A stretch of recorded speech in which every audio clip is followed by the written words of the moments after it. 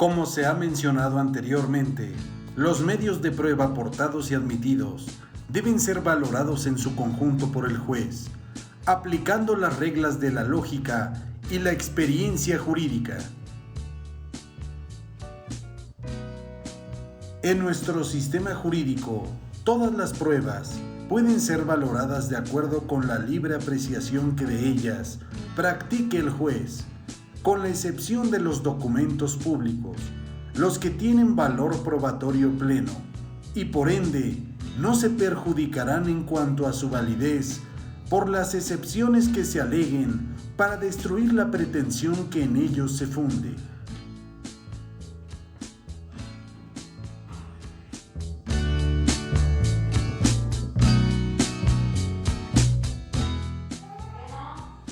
Por ello, para que la cosa juzgada surte efecto en un juicio, es necesario que entre el caso resuelto por la sentencia y aquel en que ésta sea invocada, concurra plena identidad en las cosas, causas, personas de los litigantes y la calidad con que lo fuere.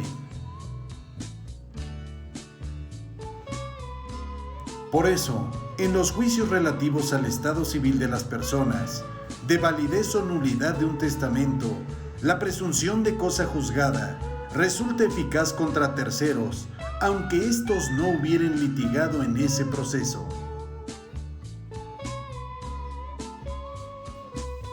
Se entiende que existe identidad de personas cuando los litigantes del segundo juicio sean causavientes de los que contendieron en el primero, o se hallen unidos a ellos por solidaridad o indivisibilidad de las prestaciones entre los que tienen derecho a exigirlas y aquellos que cuentan con obligación de satisfacerlas.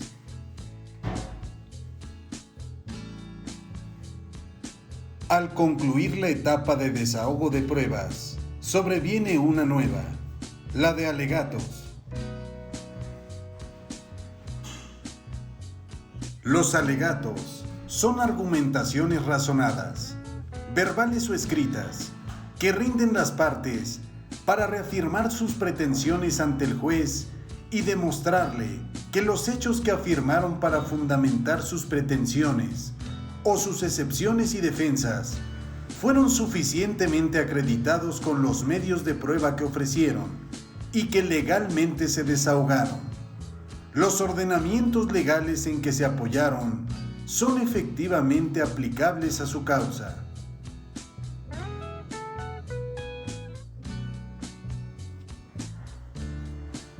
En esta etapa procedimental, las partes intentan debilitar las actuaciones de la contraria, afirmando que los hechos que ésta hizo valer no fueron demostrados con las pruebas que ofreció y que los preceptos legales en los cuales pretende fundar sus pretensiones o excepciones y defensas no fueron lo suficientemente favorables al derecho que dijo tener.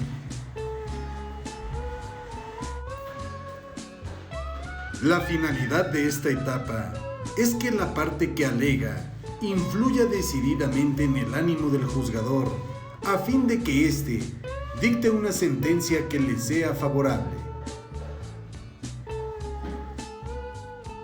Los alegatos se rinden una vez que concluya el periodo probatorio, en el cual las partes ofrecieron y desahogaron legalmente sus pruebas.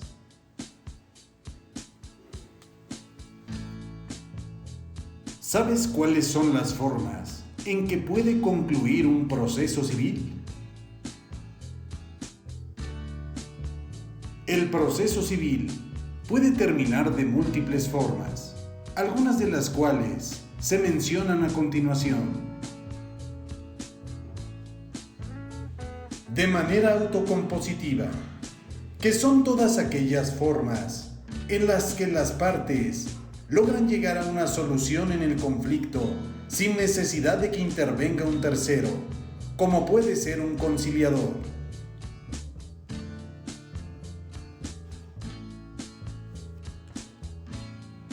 La primera de estas formas es el desistimiento, que consiste en la renuncia que hace la parte actora a los actos del proceso o a las pretensiones que exige de la parte contraria.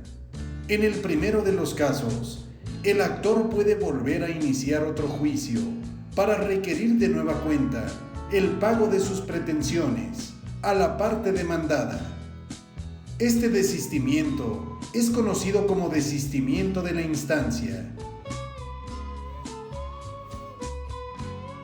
En el segundo caso, el desistimiento es definitivo y la parte actora no puede volver a iniciar un juicio en contra del demandado para que se cumplan las mismas pretensiones. A este tipo de desistimiento se le conoce como desistimiento de la acción. La segunda es el allanamiento, que implica el reconocimiento y aceptación del demandado sobre la veracidad de los hechos que manifiesta la parte actora en su demanda. De la misma forma, implica una aceptación de las pretensiones cuyo cumplimiento le requiere. El allanamiento puede ser total o parcial, en tanto que la demandada puede aceptar parcial o totalmente los hechos y pretensiones de su contraria. En caso de que la demandada se allane parcialmente a la demanda, el proceso continúa solo por aquellas pretensiones que no haya aceptado. Y si el allanamiento es total, las etapas de ofrecimiento y desahogo de pruebas y la de alegatos se deberán de suprimir, por lo que el juez procede a dictar la sentencia.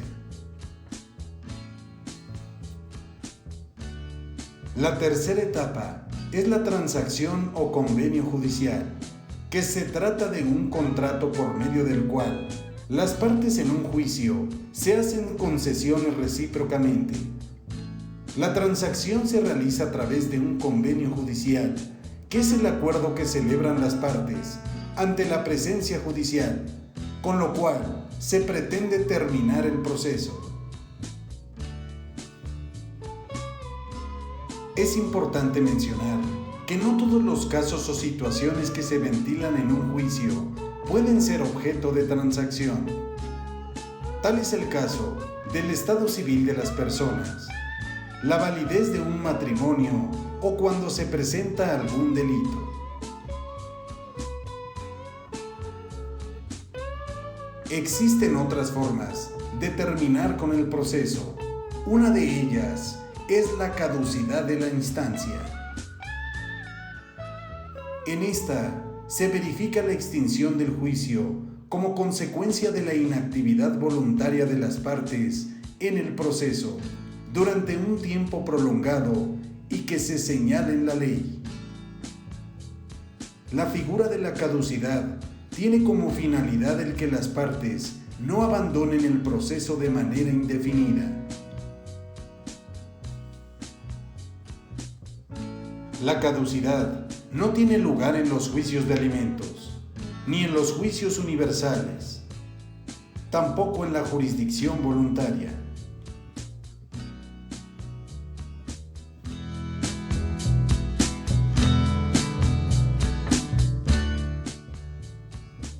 Otra de las formas anormales para la terminación del proceso es la muerte de las partes. Esta opera únicamente cuando en el juicio se afectan derechos o estados jurídicos que conciernen a alguna de ellas. Cuando alguna de las partes o ambas fallece, sobreviene la terminación anticipada del proceso.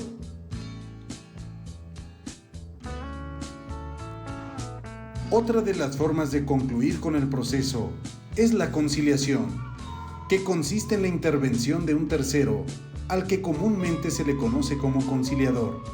Este intenta avenir a las partes, a fin de que consideren diferentes opciones de solución al conflicto que se dirime en juicio. La reconciliación también es una forma de terminación del proceso, en la que las partes logran solucionar el conflicto sin la intervención de un tercero.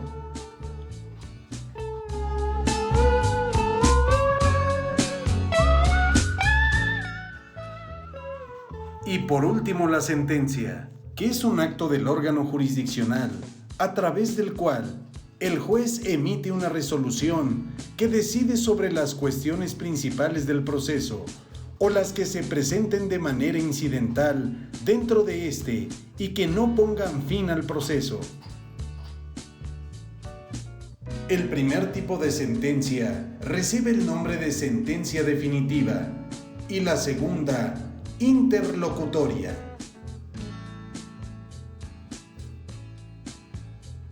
A través de la sentencia definitiva, el juzgador determina la legitimidad o ilegitimidad de las pretensiones de la parte actora, de manera parcial o total, o la procedencia o improcedencia parcial o total de las defensas y excepciones que hizo valer la parte demandada en contra de las pretensiones del actor esgrimidas en su escrito de demanda.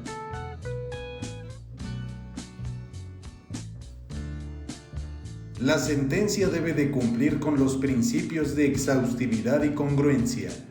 Esto significa que debe ocuparse exclusivamente de las personas, cosas, acciones y excepciones que hayan sido materia del juicio.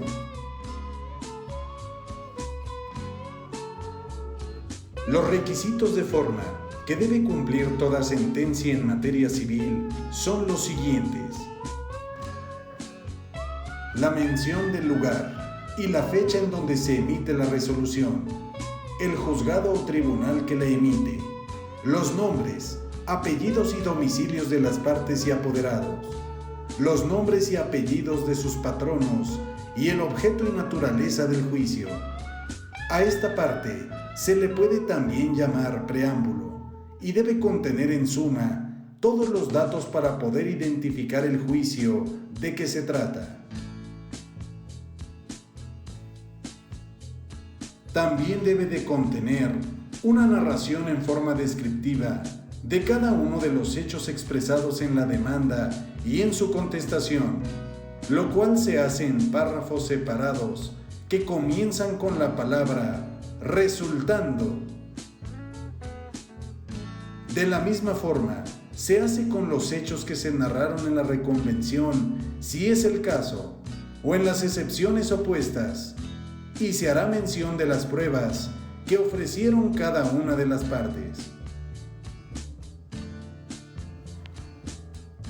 La sentencia también debe de contener una apreciación en párrafos separados que comienzan con la palabra considerando de los puntos de derecho y las razones y fundamentos legales que el juzgador estima procedentes. Se citarán las leyes y doctrinas que se consideran aplicables, estimándose el valor de las pruebas, fijándose los principios por los cuales se admitieron o desecharon. Se expresarán las razones en que se funda el juzgador para hacer o dejar de hacer la condenación en costas.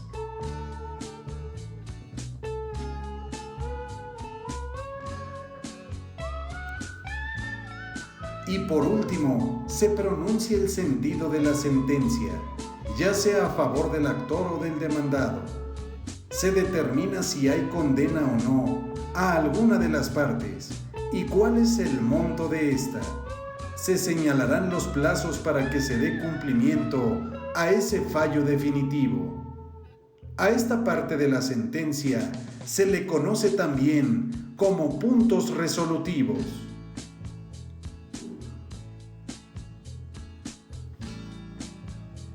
¿Sabes cuáles son los requisitos de fondo de las sentencias? Existen algunas disposiciones en la legislación vigente que señalan algunas formalidades que se deben de guardar en la elaboración de una sentencia. Entre estas se encuentran las siguientes. Entre los requisitos de fondo se encuentra que las sentencias deben de ser congruentes, claras y precisas, contener la cantidad que se reclama o las bases para una futura liquidación. Deben ser dictadas por el juez legalmente idóneo para hacerlo. Dictarse conforme al contenido del expediente. deben ser legalmente fundamentadas y contener los razonamientos del juez. Deben ser exhaustivas sobre todos los puntos controvertidos dentro del proceso. Las sentencias deben ser congruentes con las cuestiones que se plantean en los escritos de las partes, como la demanda y la contestación de esta. El juez debe resolver sobre cada una de las peticiones que oportunamente hagan las partes durante el juicio, condenando o absolviendo al demandado en relación con los puntos controvertidos dentro del proceso y evitar abordar cuestiones diferentes a las expuestas por las partes.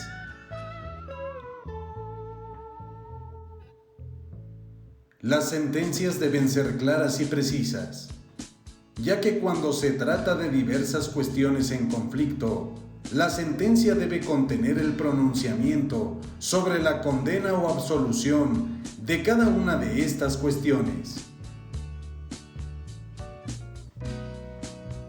Cuando se condene al pago de productos o beneficios, intereses, daños o perjuicios, se debe fijar la cantidad que se reclama, o al menos las bases para una futura liquidación por dichos conceptos. En caso de que ello no pueda hacerse, se puede condenar por los conceptos mencionados, a reserva de que se fije su importe y se haga efectiva en la ejecución de sentencia. El juez que dicta la sentencia debe ser legalmente competente e idóneo para hacerlo. El juez que emite la sentencia además debe tener conocimiento de todo lo actuado, de lo que se deriva que el contenido de las sentencias no se limita al conocimiento de las constancias de autos, sino que se falle conforme a ellas. El juzgador, además de ajustarse a las disposiciones legales que le obligan, tiene el deber de invocar en la sentencia los preceptos legales que rigen su conducta como el órgano que dirime la controversia, así como expresar las razones por las que falla en el sentido que lo hace. La sentencia debe ser exhaustiva, es decir, debe decidir sobre todos los puntos controvertidos dentro del juicio. ¿Sabes cuáles son las sentencias que causan ejecutoria? Antes de dar respuesta a ello, resulta pertinente señalar que la cosa juzgada es la verdad legal y contra ella no se admite recurso ni prueba de ninguna clase, salvo en los casos expresamente determinados por la ley. Existe cosa juzgada cuando la sentencia ha causado ejecutoria. Se dice que la sentencia causa ejecutoria cuando ya no es posible interponer en su contra recurso alguno, toda vez que el término para ello ha concluido. Causan ejecutoria las siguientes sentencias: las que no admiten recurso alguno, las que admitiendo algún recurso no fueron recurridas o habiéndolo sido, se haya declarado desierto el interpuesto o se haya desistido el recurrente de él. Y por último, las consentidas expresamente por las partes, sus representantes legítimos o sus mandatarios con poder bastante.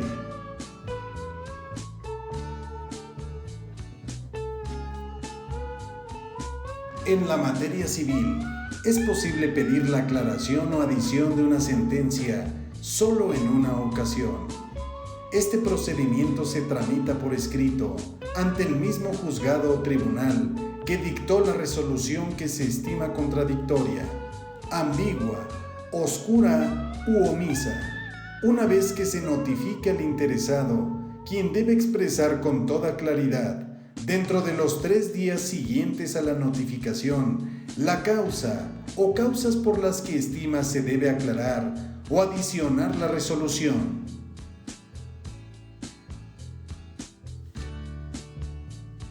La aclaración o adición de sentencia procede también de oficio, ya que los jueces y tribunales tienen la facultad de subsanar omisiones en sus resoluciones, siempre que no se altere su esencia.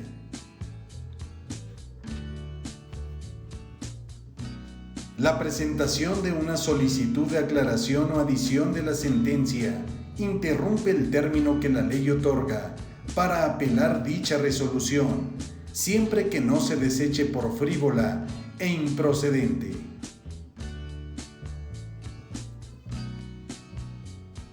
También existe cosa juzgada cuando la sentencia causa ejecutoria y las partes celebran un convenio emanado del procedimiento de mediación.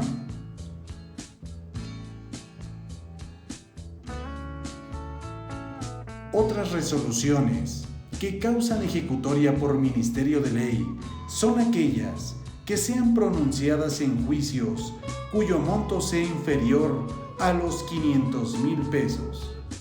Se exceptúan los interdictos, los asuntos de competencia de los jueces de lo familiar y las relativas a la materia de arrendamiento inmobiliario. También las sentencias de segunda instancia, las que resuelvan un recurso de queja, las que diriman o resuelvan una competencia, y todas las que se declaren irrevocables por prevención expresa de la ley. Asimismo, aquellas sentencias que no puedan ser recurridas por ningún medio ordinario, y aquellos convenios emanados del procedimiento de mediación.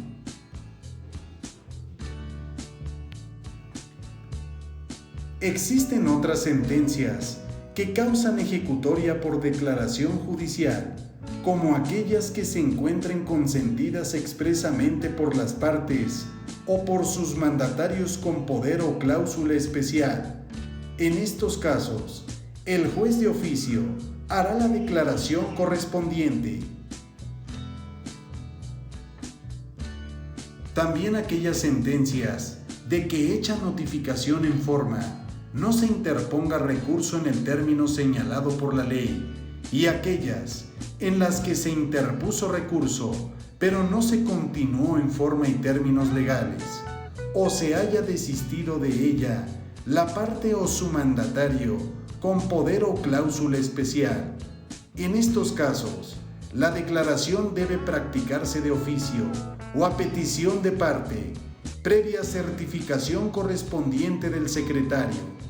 Cuando exista deserción o desistimiento del recurso, la declaración la hará el tribunal o el juez en su caso.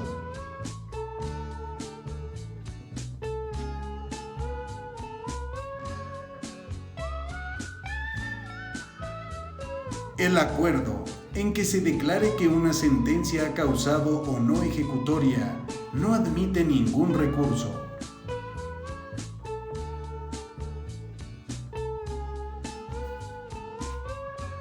La vía de apremio es un procedimiento dentro del juicio que se encuentra previsto en la legislación con el objeto de hacer cumplir de manera forzosa una resolución judicial, laudo arbitral o convenio judicial que obliga a cumplir alguna o algunas prestaciones.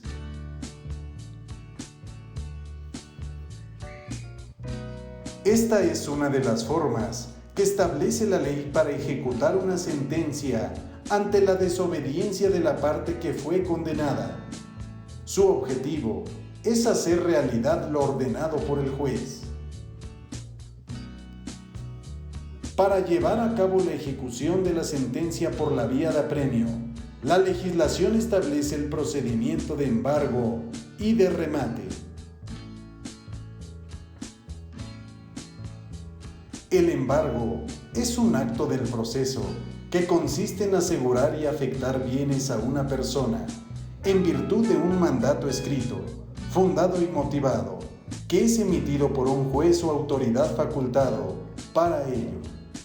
La finalidad que persigue es asegurar el cumplimiento de una obligación desde el momento en que inicia un proceso o forzar el cumplimiento de una sentencia que condena a una de las partes a pagar una suma de dinero determinada. El primero es llamado embargo precautorio o cautelar y se presenta, por ejemplo, en el caso de un juicio ejecutivo, mientras que el segundo recibe el nombre de embargo definitivo o ejecutivo y se presenta en la fase de ejecución de sentencia al final de un juicio ordinario.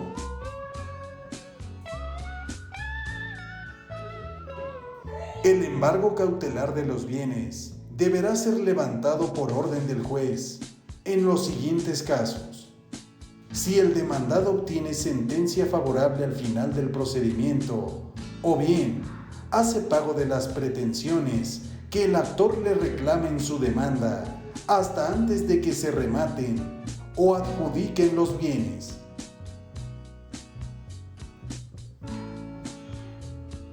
Por su parte, el embargo definitivo deberá levantarse por orden del juez en caso de que el demandado haga pago de las prestaciones que le reclame el actor hasta antes de que se rematen o adjudiquen los bienes embargados en la ejecución de sentencia.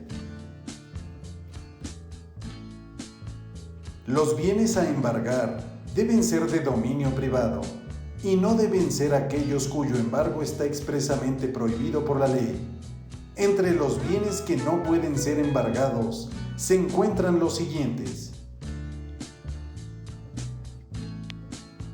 la cama o lecho de la persona, de su cónyuge o de sus hijos, los vestidos y muebles de uso ordinario que no sean de lujo a criterio del juez, los instrumentos de trabajo del deudor, libros, aparatos, instrumentos y útiles de los profesionistas que ejerzan o estudien una profesión liberal,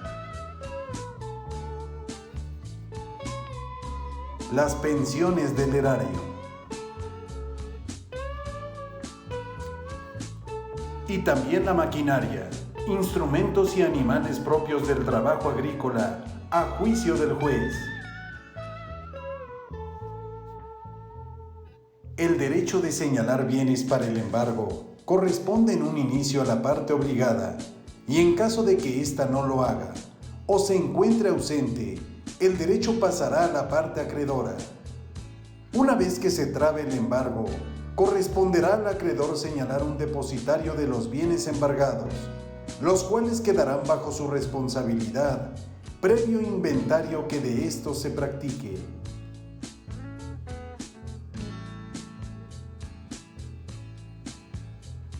En tanto que el remate consiste en la venta de los bienes embargados mediante subasta pública, de tal forma que con su producto se haga el pago de las prestaciones que se le deben a la parte vencedora en el proceso.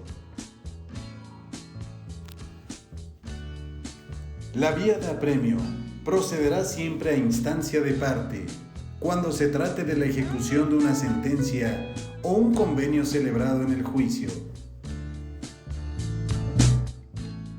Deberá de llevarse a cabo por el juez que conoció del negocio en primera instancia. También la ejecución de los acuerdos firmes que resuelvan un incidente queda a cargo del juez que conoció del juicio principal.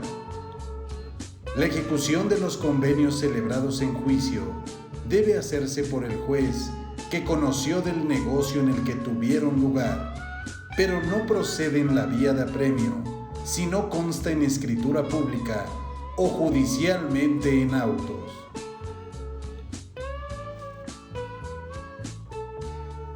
Cuando las transacciones o convenios se celebren en segunda instancia, deben ser ejecutadas por el juez que conoció en la primera.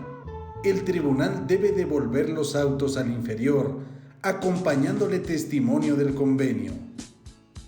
El tribunal que haya dictado en segunda instancia sentencia ejecutoria dentro de los 3 días siguientes a la notificación, devolverá los autos al juez, acompañándole la ejecutoria y constancia de esas notificaciones.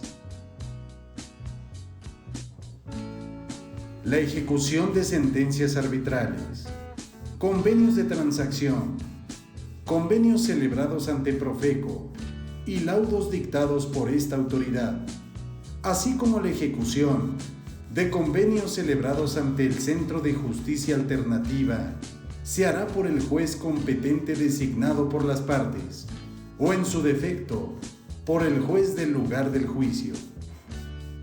La ejecución de las sentencias y convenios en la vía ejecutiva debe efectuarse conforme a las reglas generales de ese tipo de juicios. Si en la sentencia no se fijó el término para que el condenado la cumpla, se señalará al deudor el término improrrogable de 5 días para que dé cumplimiento. Cuando se condene al demandado al pago de la cantidad líquida, se procederá siempre y sin necesidad de previo requerimiento personal al embargo de bienes. Cuando transcurre el plazo sin que se cumpla la sentencia, debe procederse al embargo. Si los bienes embargados son dinero, sueldos, pensiones o créditos realizables, como efectos de comercio o acciones de compañías que coticen en la bolsa, se hará el pago al acreedor inmediatamente después del embargo. Los efectos de comercio y acciones como bonos o títulos de pronta realización se mandarán vender por conducto de corredor titulado a costa del obligado. Para que los bienes embargados se pasen al avalúo y venta en la moneda pública, es necesario que no se encontraran valuados anteriormente.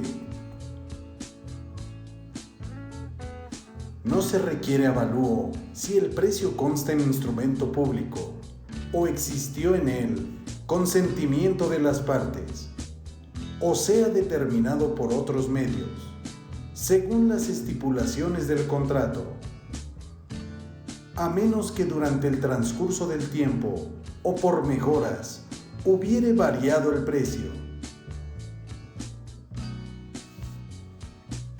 De lo obtenido en el remate, se pagará al ejecutante el importe de su crédito, cubriéndose los gastos que haya causado la ejecución. En sentencias que contengan condena al pago de cantidad líquida y de otra ilíquida, se procederá a hacer efectiva la cantidad líquida, sin esperar a que se liquide la ilíquida. Cuando la sentencia no contenga una cantidad en pesos y centavos, cualquiera de las partes, al promover la ejecución, puede presentar su planilla de liquidación. Con ella se le dará vista por 3 días a la parte contraria, y la desahogue o no, el juez fallará dentro de los 10 días siguientes, a partir del momento en el que surte efectos la notificación. Esta resolución puede ser apelable en el efecto devolutivo de tramitación inmediata. En sentencias que contengan condena al pago de daños y perjuicios, pero no fijen su importe en cantidad precisada, en pesos y centavos, se presentará una relación de los daños y perjuicios de su importe, y con ella se correrá traslado al que haya sido condenado por 3 días. También en cantidad ilíquida, procedente de frutos, rentas o productos de cualquier clase. Tratándose de sentencias que condenen a hacer alguna cosa, el juez le señalará al condenado un plazo prudente para cumplirla. Tratándose de un hecho personal del obligado, si éste no puede prestarse por otro, se le exigirá empleando los medios de apremio más eficaces. Cuando el hecho pueda prestarse por otro, el juez le nombrará persona que lo deba ejecutar a su costa.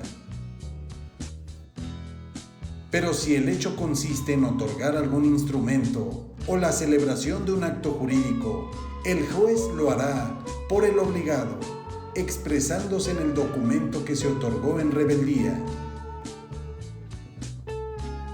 Cuando el documento consista en una escritura pública, el juez de manera previa pondrá los autos a disposición del notario designado por aquella persona a cuyo favor se dictó la sentencia. Si el notario notifica al juez que se encuentra preparada la escritura para su otorgamiento, el juzgador fijará el plazo en que debe comparecer el obligado a firmarla. Le apercibirá que de no hacerlo, el juez la firmará según su rebeldía.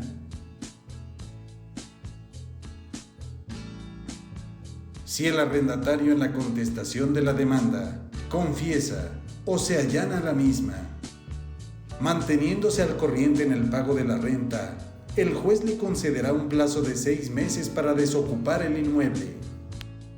Y si la demanda se funda exclusivamente en el pago de rentas, este beneficio será de igual plazo, siempre y cuando exhiba las rentas adeudadas y se mantenga al corriente en el pago de las mismas. El acreedor puede optar por el resarcimiento de daños y perjuicios. Procederá a embargar bienes de su deudor por la cantidad que señale. El juez puede moderar prudentemente, sin perjuicio de que el deudor reclame sobre el monto. La reclamación debe substanciarse como un incidente de liquidación de sentencia. Si la sentencia condena a rendir cuentas, el juez debe señalar un término prudente al obligado para que éstas sean rendidas, y le indicará también a quién debe de rendírseles. Solo puede prorrogarse por una sola ocasión la obligación de rendir cuentas. El obligado debe rendir su cuenta exhibiendo la documentación que tenga en su poder. Las cuentas deben de contener un preámbulo con una exposición sucinta de los hechos que dieron lugar a la gestión y a la sentencia que ordena la rendición de cuentas. Se deben de indicar las sumas recibidas y gastadas, así como un balance de entradas y salidas, acreditándose con documentos justificativos, tales como recibos y comprobantes de gastos. Las cuentas que presente el deudor deben quedar a la vista de las partes en el tribunal por 6 días. En ese mismo plazo presentarán sus objeciones. Si se impugnan, ello no impide que se despache ejecución a solicitud de parte respecto de las cantidades que confiese tener en su poder el deudor.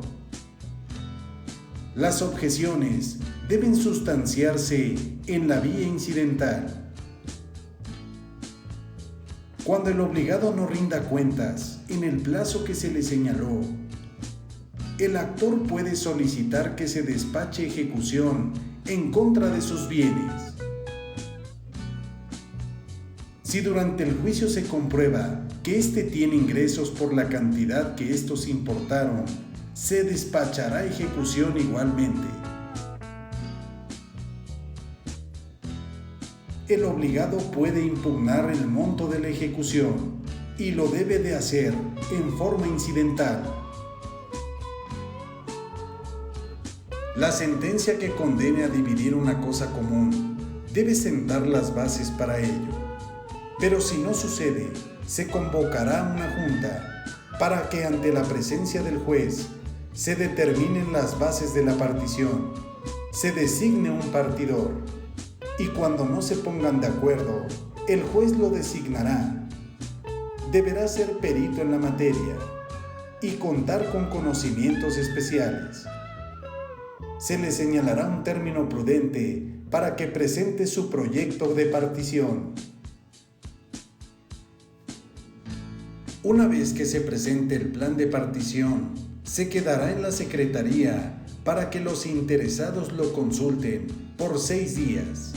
En este plazo, habrán de formular objeciones. De las mismas, se correrá traslado al partidor. Debe de promoverse el incidente respectivo. Cuando la sentencia condene a no hacer, su infracción se resolverá en el pago de daños y perjuicios al actor. Este tiene derecho de señalarlos.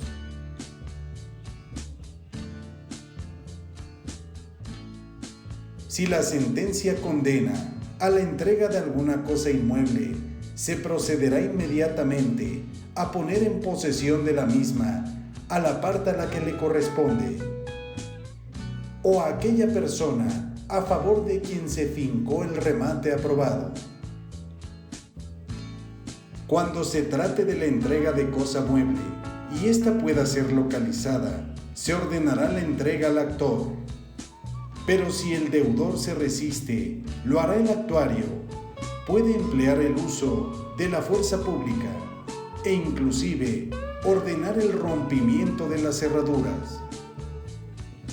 Cuando no se pueda entregar ese bien, se despachará la ejecución hasta por la cantidad señalada por el acreedor. Esta podrá ser moderada prudentemente por el juez. El deudor puede oponerse al monto.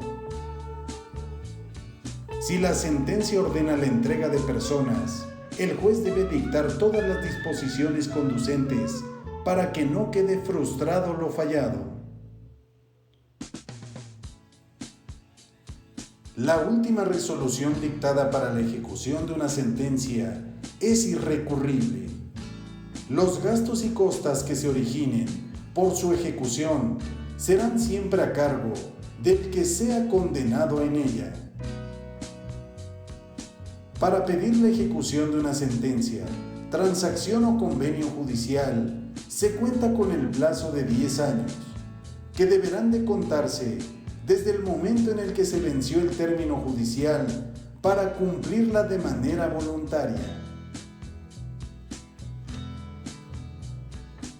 La ejecución de una sentencia o convenio judicial no admite más excepción que la de pago. La ejecución debe solicitarse dentro del plazo de 180 días.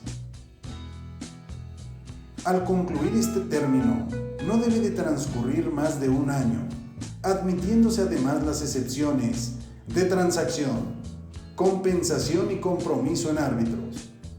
Cuando transcurra más de 1 año, será inadmisible también la excepción de novación, la de falsedad, la de espera, la de quita y la del pacto de no pedir y cualquier otro arreglo que modifique la obligación. Estas excepciones deben substanciarse en forma de incidente, con suspensión de la ejecución.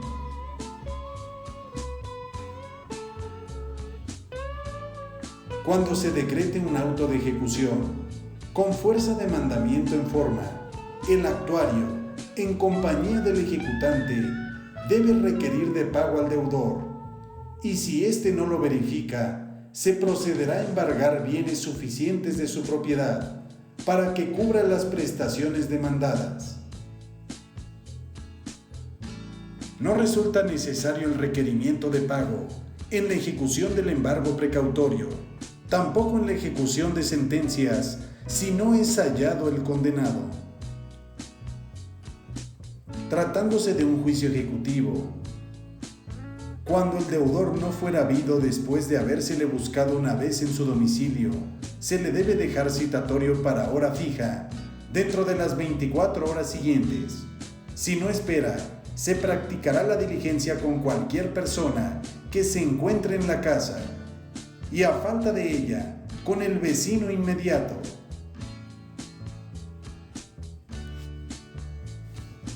Si no se obtiene información acerca del paradero del deudor y tampoco tiene casa en el lugar, se le debe requerir por 3 días consecutivos en el boletín judicial Se fijará la cédula en los lugares públicos de costumbre.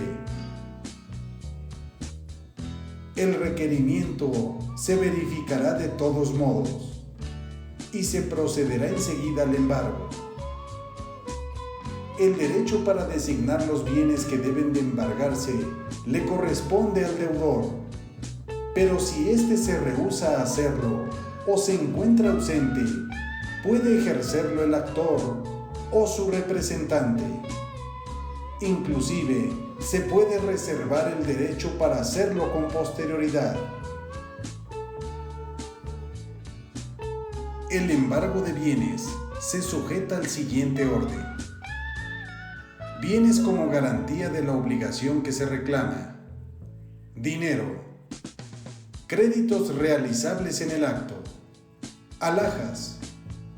Frutos y rentas de toda especie.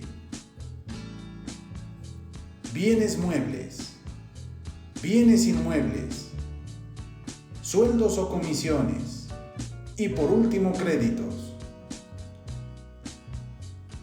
El embargo sobre créditos o cuentas bancarias del deudor solo procederá respecto de las que existan al momento de la ejecución. Se puede llevar a cabo en forma genérica para que se trabe el embargo y se perfeccione posteriormente por la parte a cuyo favor se realice la ejecución. En este caso, se solicitará el auxilio de terceros, que se encontrarán obligados a proporcionar los números de cuenta o crédito que permitan su identificación. No resulta necesario que la parte ejecutante se ciña a las reglas establecidas en los siguientes casos. Cuando al embargar se encuentre autorizado por el obligado por convenio expreso. Si el demandado señala bienes, pero estos no resultan ser bastantes, tampoco estará obligado a sujetarse a ese orden. Y por último, si los bienes se encuentran en diverso lugar, podrá señalar solo los que se encuentren en el lugar del juicio. El embargo solo subsiste en cuanto a los bienes que sean objeto de él basten a cubrir la suerte principal, costas y accesorias, incluidos los vencimientos nuevos y los réditos, hasta la total solución del pago.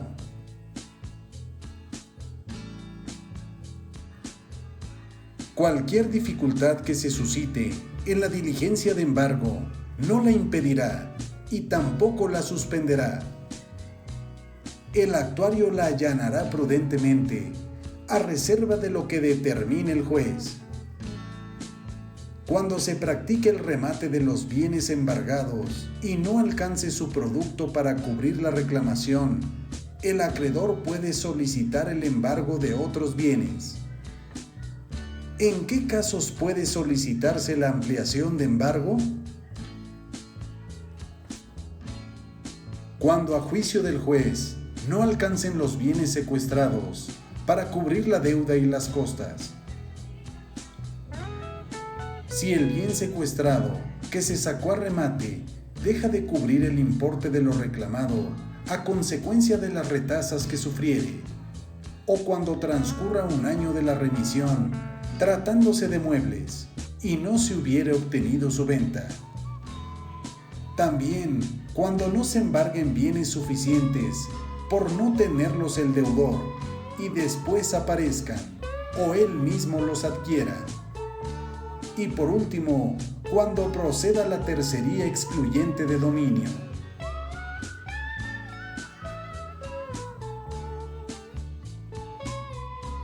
La ampliación de embargo no suspende la sección de ejecución.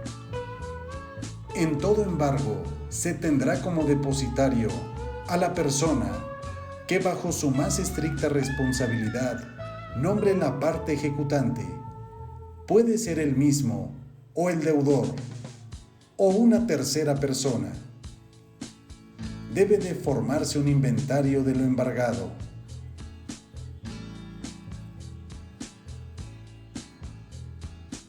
Lo anterior no será necesario en el caso en el que el embargo recaiga en dinero o créditos fácilmente realizables, ya que en estos casos se hace entrega inmediata al actor en pago. En cualquier otro caso, el depósito se hará en billete que se conservará en el seguro del juzgado. Tampoco en el embargo de bienes que hayan sido objeto de secuestro judicial anterior.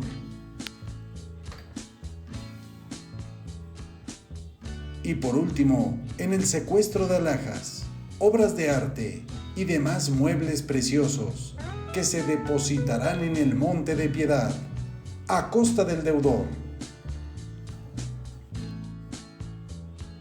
Otros bienes que no pueden ser embargados son el patrimonio de familia, desde el momento en el que se inscriban en el registro público. Las armas de los militares en servicio activo. El derecho de usufructo, pero no los frutos que produzca. Los derechos de uso y habitación. Las servidumbres. La renta vitalicia. El sueldo de los trabajadores, con excepción de las deudas alimenticias o responsabilidad proveniente de delitos. Y por último, los ejidos de los pueblos y la parcela individual que en su fraccionamiento haya correspondido a cada ejidatario.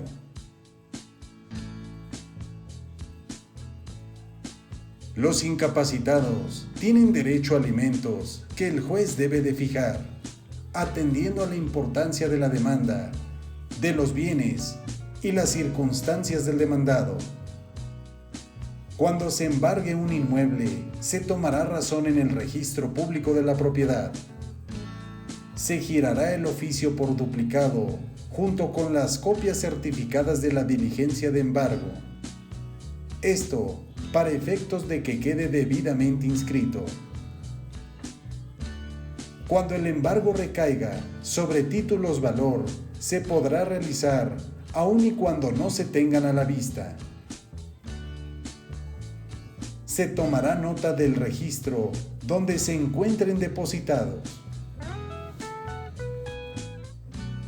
Cuando se aseguren créditos, el secuestro se reduce a notificar al deudor o a la persona que deba pagarlos que no verifique el pago, sino que se retenga la cantidad correspondiente y la misma se deje a disposición del juzgado. Se le apercibirá de doble pago en caso de desobediencia.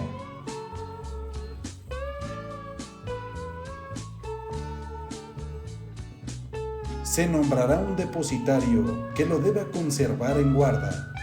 Tendrá la obligación de hacer todo lo necesario para que no se altere ni menoscabe el derecho que el título representa.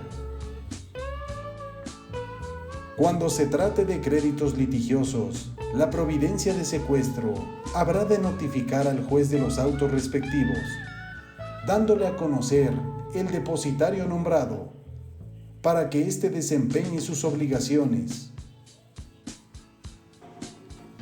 Cuando recaiga el secuestro sobre bienes muebles que no se traten de dinero, alhajas o créditos, el depositario nombrado solo tendrá el carácter de simple custodio de los objetos puestos a su cuidado. Los debe de conservar a disposición del juez y si rinden frutos, deberá de formular la cuenta respectiva.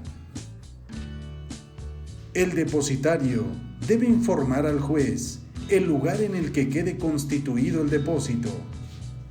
Solicitará su autorización para efectuar los gastos de almacenaje. Cuando no se puedan efectuar esos gastos, el juez escuchará a las partes en una junta que se celebrará dentro de los 3 días y establecerá el modo de efectuar los gastos.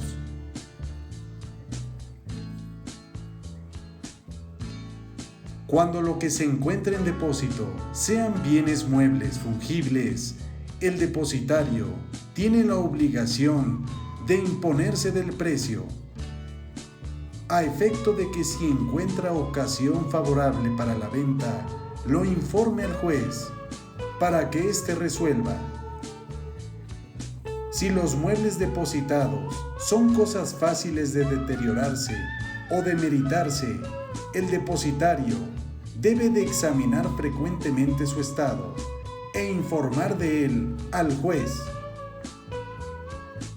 Pondrá en conocimiento su deterioro o demérito, a efecto de que el juez dicte el remedio oportuno para evitar su mal o acuerde su venta con las mejores condiciones, en vista de los precios de plaza y del demérito que hayan sufrido o que se encuentren expuestos a sufrir. Cuando el embargo recaiga en finca urbana y sus rentas, o sobre estas solamente, el depositario tendrá el carácter de administrador y tendrá las siguientes facultades y obligaciones: contratar los arrendamientos,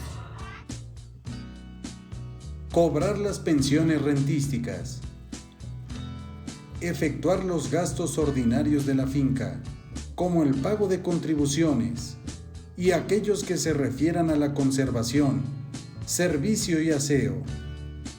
No deberá de ser excesivo su monto, y esos gastos los deberá de incluir en la cuenta mensual que después rendirá.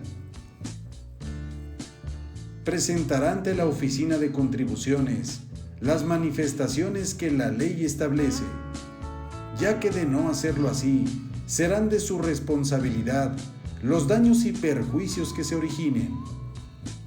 Para efectuar los gastos de reparación o construcción, debe solicitar al juez licencia para ello, acompañando los presupuestos respectivos.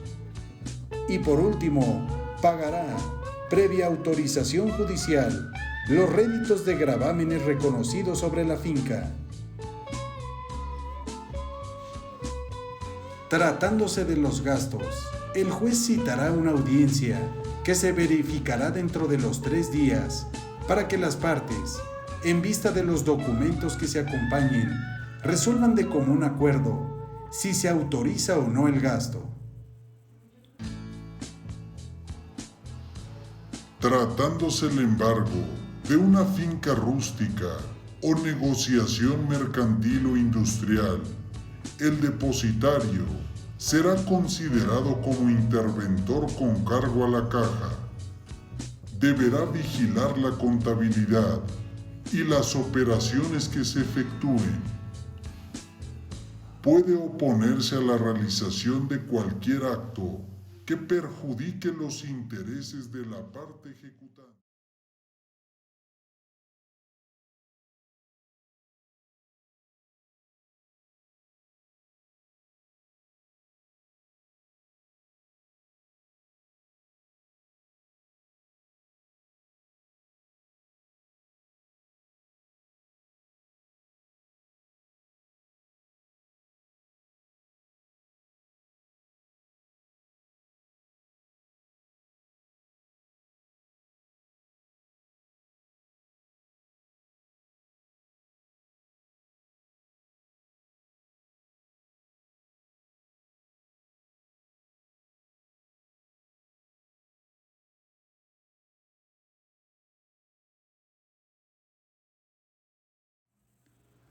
Cuando el secuestro se efectúe sobre finca rústica o negociación mercantil, el depositario será interventor con cargo a la caja, vigilando la contabilidad y las operaciones que se efectúen.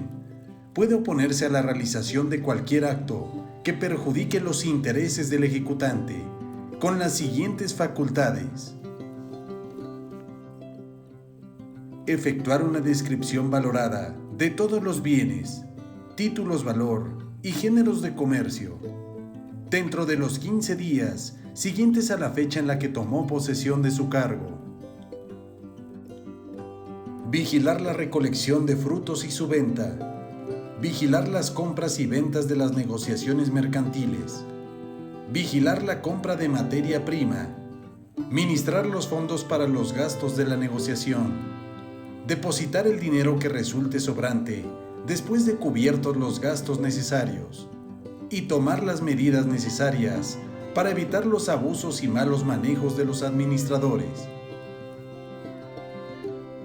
Si el interventor encuentra que la administración no se hace de manera conveniente o puede perjudicar los derechos del que pidió y obtuvo el secuestro, debe de informarlo al juez. Si al efectuar la valoración de todos los activos considera que es suficiente para cubrir el adeudo, lo hará del conocimiento del juez para que éste autorice su venta. Si se logra la venta, el interventor quedará exento de rendir la cuenta de los frutos de la negociación. Las personas que tengan la administración o intervención deben presentar al juzgado cada mes una cuenta de los frutos que produzca la finta y de los gastos erogados. El juez, con audiencia de las partes, aprobará o reprobará la cuenta mensual y determinará los fondos que deban quedar para los gastos necesarios, mandando depositar el sobrante líquido. El depositario será removido de plano si deja de rendir cuenta mensual o la que presente no fuere aprobada. Cuando no manifieste su domicilio o el cambio de éste. Y cuando se trate de bienes muebles, no ponga en conocimiento del juez, dentro de los 3 días que sigan a la entrega, el lugar en donde quede constituido el depósito. Si el removido es el deudor, el ejecutante nombrará un nuevo depositario. Si es el acreedor o la persona por él nombrada, la nueva elección la hará el juez. Los depositarios e interventores deben recibir los honorarios que señale el arancel. A la ejecución de la sentencia se formará la sección de ejecución y se integrará con el mandamiento de embargo, los incidentes relativos a ampliación y reducción del mismo, los de venta y remate de los bienes secuestrados, nombramientos, remociones y remuneraciones de peritos y depositarios, y todo lo que comprenda la sección de ejecución en los juicios ejecutivos e hipotecarios, así como en las providencias precautorias. Todos los incidentes de liquidación de sentencia, rendición de cuentas y determinación de daños y perjuicios deben seguirse en el expediente principal. El remate de bienes raíces debe ser público y celebrarse en el juzgado que actúe ante el juez que fuere competente para la ejecución. Si los bienes embargados son inmuebles, antes de que se avalúen, la parte interesada debe exhibir el certificado de gravámenes de los últimos 10 años, a menos que en el expediente ya exista. Si del certificado de gravámenes aparecen otros acreedores, se les hará saber el estado de ejecución para que intervengan en el avalúo y subasta de los bienes. Los demás acreedores tienen derecho para intervenir en el acto del remate, formular al juez todas las observaciones que estimen oportunas y recurrir el auto de aprobación del remate. También pueden nombrar a su costa un perito. Si el monto líquido de la condena es superior al valor de los bienes embargados previamente o del certificado de gravámenes no aparezcan otros acreedores, el actor puede decidir por la adjudicación directa de los bienes que existan a su favor al valor fijado en el avalúo. Efectuado el avalúo y antes de sacar el bien a subasta pública, el juez debe revisar de oficio los datos de identificación que deben coincidir en el certificado de gravámenes y de la diligencia de embargo. Si existen diferencias en los datos de identificación de los inmuebles a rematar, el juez lo debe de hacer del conocimiento a las partes, para que éstas aporten los elementos necesarios para subsanar cualquier discrepancia que incida de manera directa o sustancial en la subasta. Cuando se encuentren debidamente identificados los bienes, se sacarán a pública subasta, se anunciarán por medio de edictos, que se fijarán por una sola ocasión en los tableros de avisos del juzgado. Deberá mediar entre la publicación y la fecha de remate cuando menos 5 días hábiles. Si el valor del bien excede de 300,000 pesos, se insertará además en el edicto en la sección de avisos judiciales de un periódico de información. Antes de que se apruebe el remate, el deudor puede liberar sus bienes pagando principales e intereses. También exhibiendo el certificado de depósito por la cantidad que prudentemente califique el juez para garantizar el pago de las costas. Si se aprueba el remate, quedará la venta irrevocable. Cuando los bienes se encuentren en lugares distintos al del juicio, en todos esos casos, se publicarán los edictos en los sitios de costumbre y en las puertas de los juzgados respectivos, ampliándose el término de los edictos un día más por cada 200 kilómetros o fracción que exceda de la mitad, calculándose para designarlo la distancia mayor a que se hallen los bienes. Además de los edictos, el juez puede disponer de otro medio de publicidad para convocar postores. Se considera postura legal aquella que cubra las 2/3 partes del avalúo o el precio fijado a la finca hipotecada. Para formar parte en la subasta, deben los licitadores consignar previamente en el establecimiento de crédito una cantidad igual a por lo menos el 10% efectivo del valor de los bienes, que servirá de base para el remate. Sin este requisito, no pueden ser admitidos. La parte ejecutante puede tomar parte en la subasta y mejorar las posturas que se efectúen. No estará obligada a consignar el depósito. Pero el postor no puede rematar para un tercero, sino con poder y cláusula especial, quedando prohibido hacer postura. Se reservará la facultad de declarar después el nombre de la persona para quien se hizo. Desde que se anuncia el remate y durante este, se pondrán de manifiesto los planos que hubiere y estarán a la vista los avalúos. El juez debe revisar de manera escrupulosa el expediente antes de dar inicio al remate. Decidirá cualquier cuestión que se suscite durante la subasta. Las resoluciones no admiten recurso. En la fecha del remate y a la hora señalada, el juez personalmente pasará la lista de los postores presentados. Concederá media hora para admitir a los que de nuevo se presenten. Al concluir esa media hora, el juez declarará que va a procederse al remate y no admitirá nuevos postores. Revisará todas las propuestas presentadas, desechando las que no tengan postura legal y las que no estuvieren acompañadas del billete de depósito. Cuando califique de buenas las posturas, el juez las leerá en voz alta por sí mismo o mandará darles lectura por la secretaría para que los postores presentes puedan mejorarlas. Cuando existan varias posturas legales, el juez debe decidir cuál es la preferente.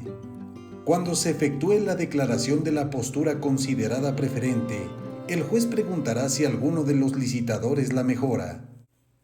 Si uno de ellos la mejora, dentro de los 5 minutos que sigan a la pregunta, interrogará de nuevo si algún postor puja por la mejora, y así de manera sucesiva, con respecto a las pujas que se hagan.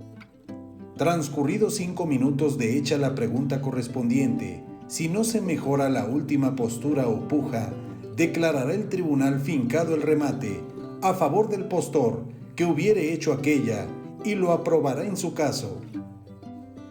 La resolución que apruebe o desapruebe el remate es apelable en ambos efectos, sin que proceda recurso alguno contra las resoluciones que se dicten durante el procedimiento de remate.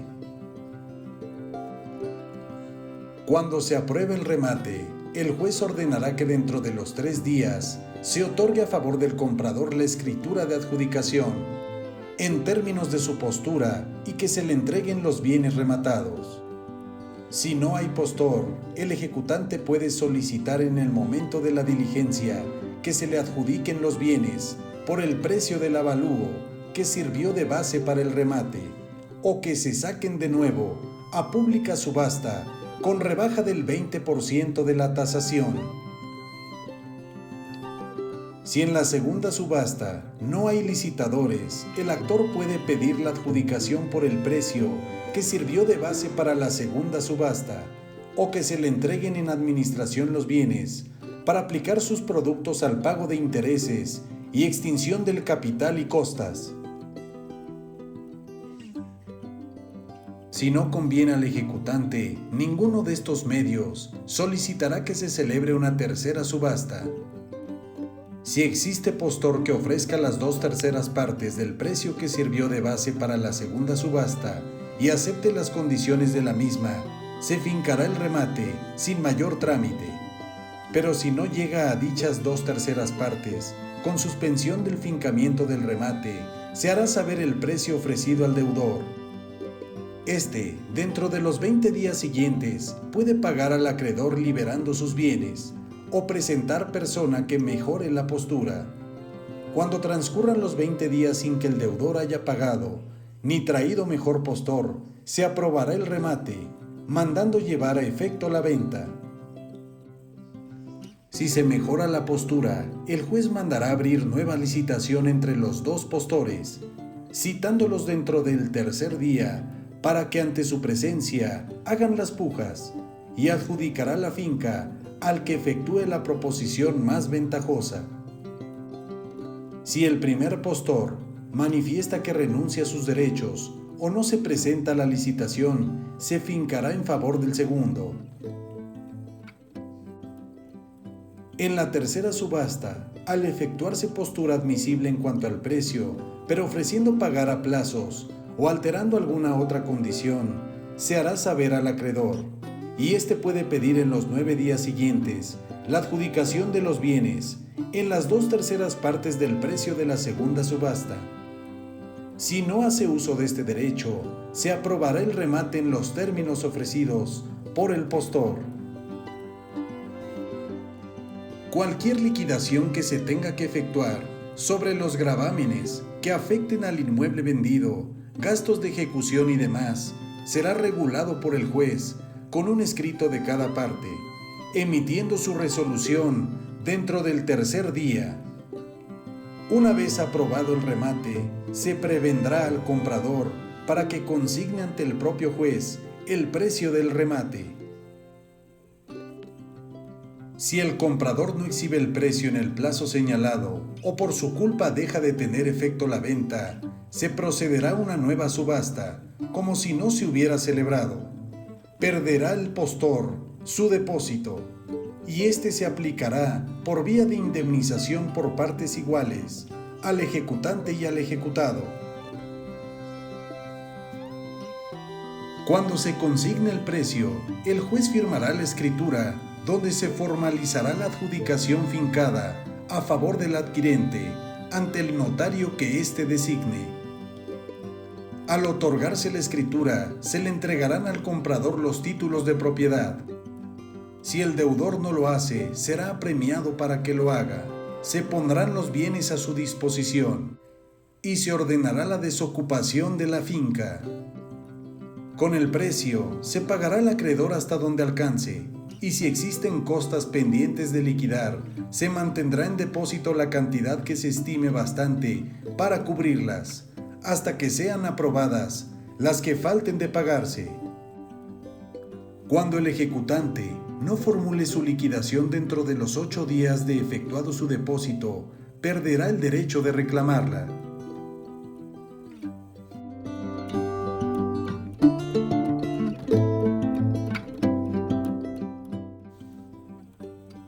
¿Sabes de qué se tratan los gastos y costas?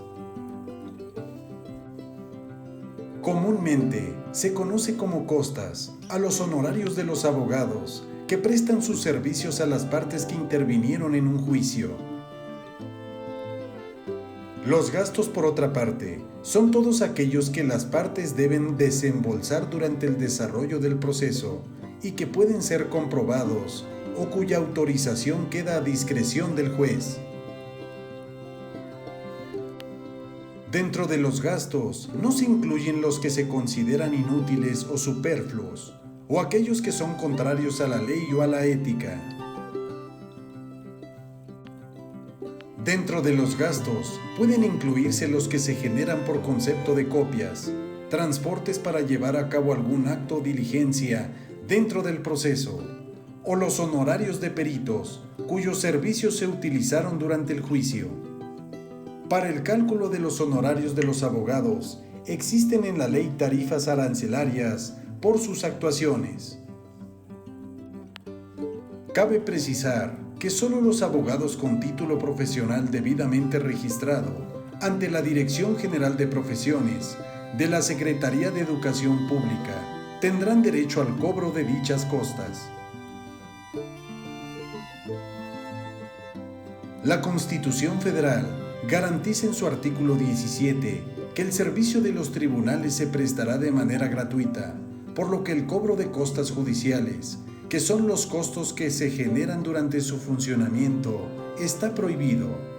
No obstante, el cobro de costas procesales en juicio, que son los gastos que hacen las partes durante el juicio, sí está permitido.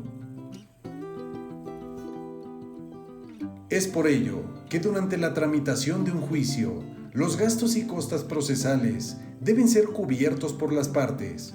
Sin embargo, cuando el juicio termina mediante sentencia, puede darse el caso de que alguna de las partes sea condenada a pagar a su contraria los gastos y costas que ésta realizó. Para lo anterior, existe un criterio llamado objetivo, por el cual se considera que la parte que perdió el juicio debe pagar a aquella que lo ganó todos los gastos y costas que desembolsó durante el proceso. Sin embargo, también existe otro criterio denominado subjetivo, conforme al cual la parte en el proceso que haya mostrado mala fe, temeridad o falta de disposición para arreglar el asunto antes de llegar a una sentencia debe ser condenada a pagar gastos y costas.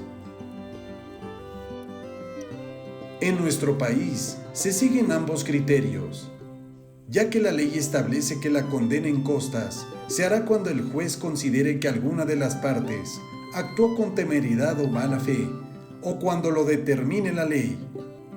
Por otro lado, la legislación dispone que se condenará en costas a la parte que no aporte pruebas para demostrar los hechos en que funda su acción o excepción, que presente documentos o instrumentos falsos o testigos sobornados, que sea vencida en juicios ejecutivos, hipotecarios y en interdictos de retener y recuperar la posesión, y que fuere condenada en sentencias de primera y segunda instancia iguales en su parte resolutiva, para lo cual deberá pagar las costas de su contraria en las dos instancias.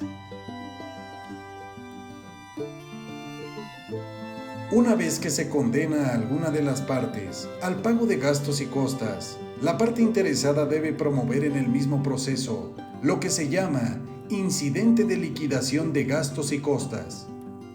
Este comienza con la presentación del cálculo de los gastos y costas que hizo la parte interesada, el cual recibe el nombre de planilla de gastos y costas.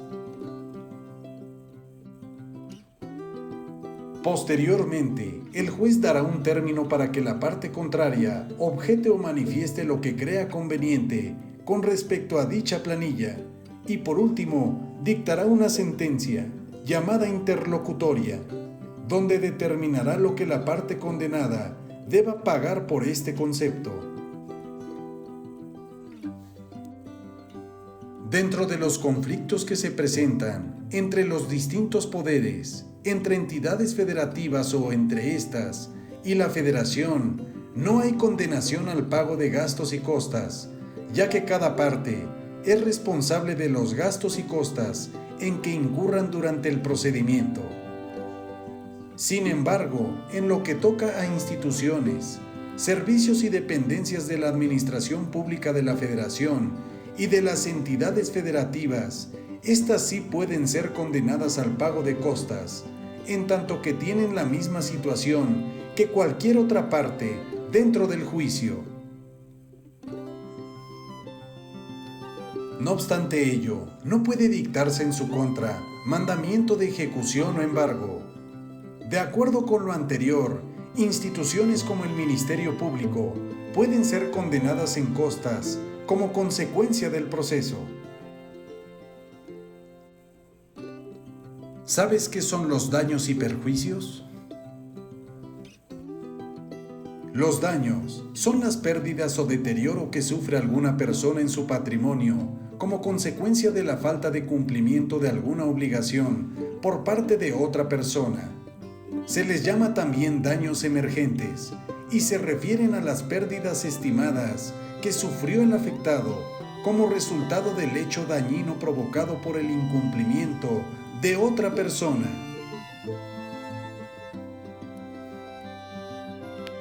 En tanto que el perjuicio es la privación de cualquier ganancia lícita que sufre una persona como consecuencia del incumplimiento de una obligación por parte de otra. Recibe también el nombre de lucro cesante, ya que alude a las ganancias que la persona perjudicada por el hecho dañino deja de recibir como resultado de ese hecho.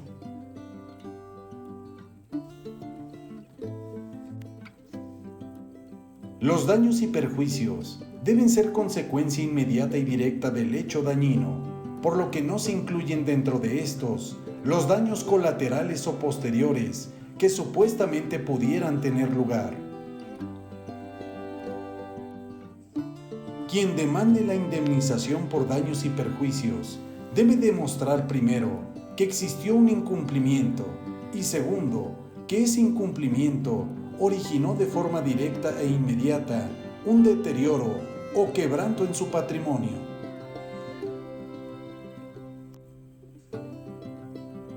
La reparación del daño tiene como fin que la persona lesionada en su patrimonio por el hecho dañino recupere la situación en la que se encontraba antes de que tuviera lugar el hecho citado.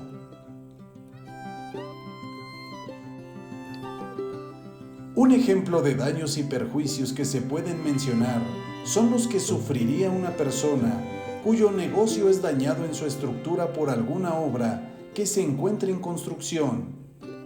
En este caso, el daño consiste en el valor de los desperfectos que sufrió la casa o negocio y el perjuicio es el monto posible que debe calcularse con base en probabilidades razonables de las ganancias que dejó de recibir la persona perjudicada por el cierre de su negocio en el tiempo que dure la reparación.